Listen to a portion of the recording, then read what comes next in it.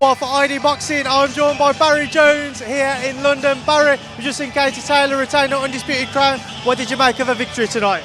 I thought that she was a clear winner, but in an uncomfortable fight, I would say. She didn't look vintage, but I would say she never looked vintage against Sharapova, the fight before the Serrano fight, and she looked fantastic. But I've said before that I think that Serrano fight was her last great performance, and I hope I'm wrong, but she looked a little bit flat tonight, to be fair. Against an awkward opponent, it's hard to get your rhythm, but still, she didn't look the vintage Katie Taylor that we know.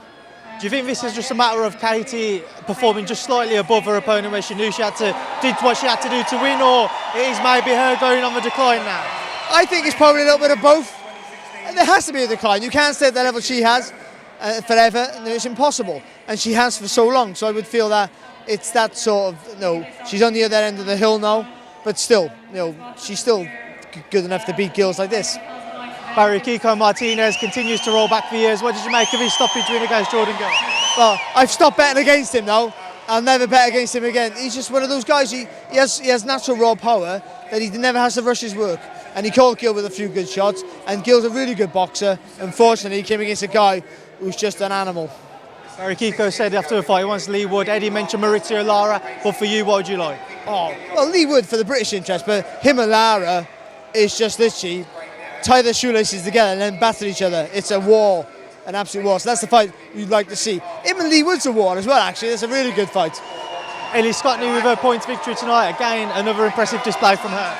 She boxed brilliant. I think the first couple of rounds, she was trying to be too aggressive. She got a...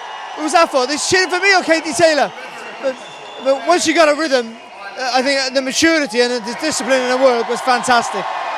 Barry, word on Johnny Fisher as well. The fans went crazy for him. What did you make of a Romford Bull tonight? He's still a little bit crude, but he has raw natural power. He's willing to learn, you can see that.